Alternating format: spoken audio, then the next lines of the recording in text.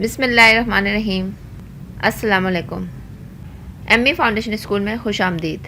یہ آپ کی چوتھی جماعت کی اسلامیت کی کتاب ہے۔ آج ہم اس کا سبق پڑھیں گے، ہجرت حبشہ۔ پیارے بچوں، کیا آپ جانتے ہیں ہجرت کیوں کی جاتی ہے؟ جب کسی ملک یا شہر میں مسلمانوں کو اللہ اور اس کے رسول کے احکامات پر چلنے نہ دیا جائے، یا کفار یا مشرک انہیں اپنی عبادات سے روک دیں، تو ایسے میں اللہ تعالیٰ نے دوسری ایسی جگہ ہجرت کرنے کا حکم دیا ہے جہاں مسلمانوں کو مذہبی آزادی حاصل ہو اور وہ بغیر کسی رکاوٹ کے اپنے مذہبی فرائض انجام دے سکیں۔ اسی لیے جب کفار مکہ نے مسلمانوں کو بہت زیادہ پریشان کیا تو حضور اکرم صلی اللہ علیہ وسلم نے انہیں حبشہ کی طرف ہجرت کا حکم دیا، کیونکہ حبشہ کا بادشاہ ایک عیسائی تھا اور امن پسند بندہ تھا۔ آئیے اب ہم ہجرت حبشہ کی ریڈنگ کرتے ہیں۔ ملک حبشہ کی طرف مسلمانوں کی پہلی ہجرت۔ مسلمانوں پر مشرکین مکہ کے مظالم حد سے بڑھ گئے تو نبوت کے 5ویں سال رسول اللہ صلی اللہ علیہ وسلم نے صحابہ کرام رضی اللہ تعالیٰ عنہم سے فرمایا، مناسب ہے کہ آپ لوگ ملک حبشہ کی طرف ہجرت کر جائیں، کیونکہ وہاں کا بادشاہ کسی پر ظلم نہیں ہونے دیتا، اور اس وقت تک وہاں رہیں جب تک کافروں کے دل اللہ کے حکم سے نرم نہ پڑ جائیں۔ چنانچہ حضرت صلی اللہ علیہ وسلم کے حکم کے بعد مہاجرین صحابہ حبشہ کی طرف خفیہ طور پر روانہ ہو گئے۔ مہاجرین کا یہ قافلہ 12 مردوں اور 4 خواتین پر مشتمل تھا۔ یہ لوگ مکہ سے 100 کلومیٹر دور شعیبہ نامی بندرگاہ سے تاجروں کی 2 کشتیوں پر سوار ہو کر حبشہ کی طرف روانہ ہوئے۔ ادھر ان کی خبر معلوم ہوتے ہی مشرکین نے ان کا پیچھا کیا اور سمندر تک پہنچ گئے، لیکن ان سے پہلے ہی مسلمان کشتیوں میں سوار ہو چکے تھے۔ کوئی ان کے ہاتھ نہ آ سکا، کیونکہ انہوں نے بہت خفیہ طور پر سفر کیا تھا۔ یہ مہاجرین تقریباً 3 ماہ تک حبشہ میں رہے اور غلط خبر سننے پر کہ مکہ کے سارے مشرک مسلمان ہو گئے ہیں، واپس مکہ چلے آئے۔ حبشہ کی طرف دوسری ہجرت۔ نبوت کے 6 سال تک لوگوں کی ایک معقول تعداد مسلمان ہو چکی تھی، اور یہ بات مشرکین مکہ کے غیظ و غضب میں مسلسل اضافے کا باعث بن رہی تھی۔ چنانچہ حضرت صلی اللہ علیہ وسلم نے انہیں دوبارہ حبشہ کی طرف ہجرت کر جانے کا حکم دیا۔ اس مرتبہ 83 مردوں اور 17 خواتین نے ہجرت کی۔ نجاشی بادشاہ نے ان مہاجرین کا اکرام کیا۔ یہ سب امن و عافیت کے ساتھ رہنے لگے۔ قریش مکہ کی چال۔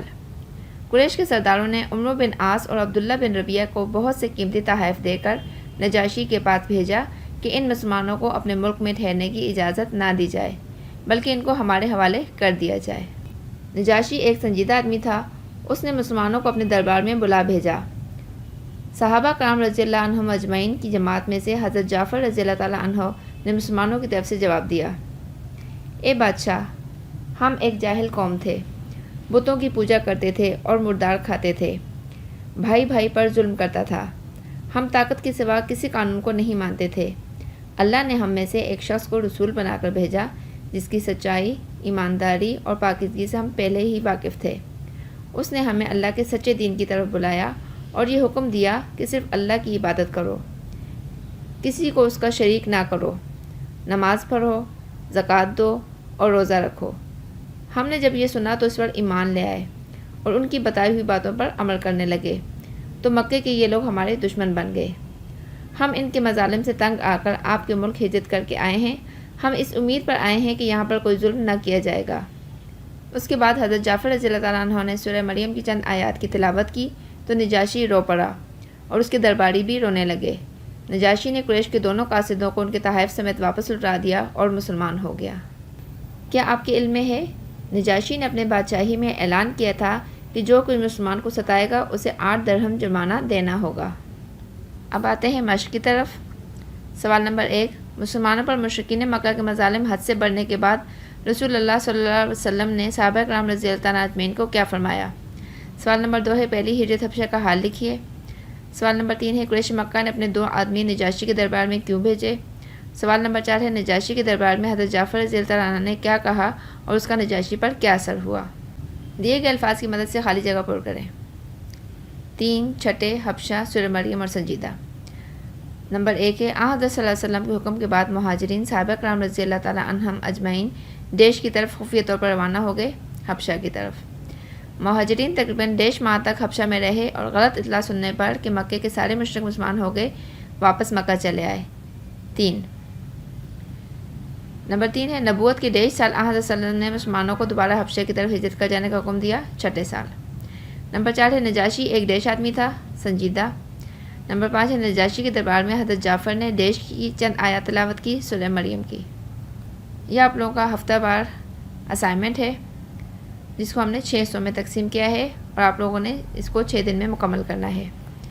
پہلے دن کا کام ہے کتاب کے صفحہ نمبر 51 سے سبق ہجرت حبشہ کی ریڈنگ کرنی ہے اور کاپی میں ٹائٹل پیج بنانا ہے۔ دوسرے دن کا کام ہے سوالوں کے جواب لکھنے ہیں۔ حبشہ کی طرف پہلی ہجرت کب کی گئی؟ سوال نمبر 2 دوسری ہجرت حبشہ کب ہوئی؟ سوال نمبر 3 قریش مکہ نے اپنے 2 آدمی نجاشی کے دربار میں کیوں بھیجے؟ تیسرے دن بھی آپ لوگوں نے باقی سوال کرنے ہیں۔ حضرت جعفر نے کون سی سورت کی تلاوت کی؟ ہجرت کیوں کی جاتی ہے؟ حضرت جعفر نے جب سورہ مریم کی تلاوت کی تو نجاشی پر اس کا کیا اثر ہوا؟ چوتھے دن کا کام ہے مناسب الفاظ کی مدد سے خالی جگہ پر کرنی ہے۔ پانچویں دن کا کام ہے کتاب کے صفحہ نمبر 54 میں خالی جگہ پر کرنی ہے۔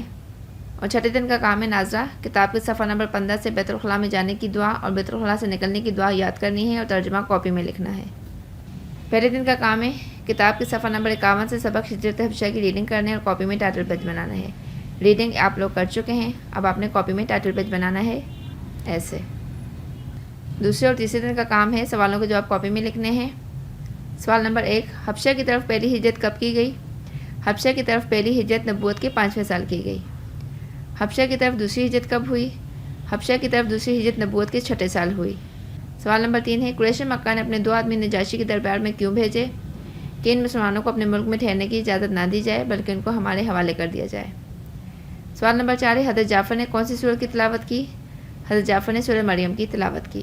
سوال نمبر 5 ہجرت کیوں کی جاتی ہے؟ جب کسی زرزمین پر ظلم و زیادتی حد سے بڑھ جائے تو کہیں اور منتقل ہو کر رہائش اختیار کی جائے۔ سوال نمبر 6 حضرت جعفر نے جب سورہ مریم کی تلاوت کی تو نجاشی پر اس کا کیا اثر ہوا؟ حضرت جعفر رضی اللہ تعالیٰ نے جب سورہ مریم کی تلاوت کی تو تمام درباری اور نجاشی رو پڑے اور نجاشی مسلمان ہو گیا۔ چوتھے دن کا کام ہے مناسب الفاظ کی مدد سے خالی جگہ پر کریں۔ نبوت کے 1.5 سال آپ صلی اللہ علیہ وسلم نے ہجرت حبشہ کا دوبارہ حکم دیا، دوسرے، 5ویں یا 6 سال۔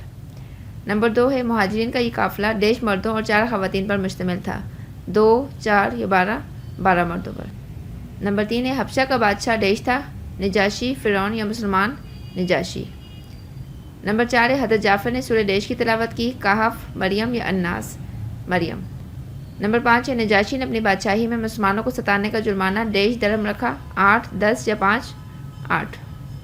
5ویں دن کا کام ہے کتاب کے صفحہ نمبر 54 میں خالی جگہ پر کریں۔ حضرت صلی اللہ علیہ وسلم کے حکم کے بعد مہاجرین صحابہ کرام رضی اللہ تعالیٰ عنہم اجمعین دیش کی طرف فطری طور پر روانہ ہو گئے، حبشہ کی طرف۔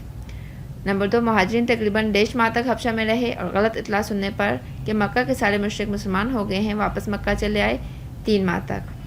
نمبر 3 ہے نبوت کے 1.5 سال حضرت صلی اللہ علیہ وسلم نے مسلمانوں کو دوبارہ حبشے کی طرف ہجرت کر جانے کا حکم دیا، 6 سال۔ نمبر 4 ہے نجاشی ایک 1.5 آدمی تھا، سنجیدہ۔ نمبر 5 ہے نجاشی کے دربار میں حضرت جعفر نے 1.5 کی چند آیات تلاوت کی، سورہ مریم کی۔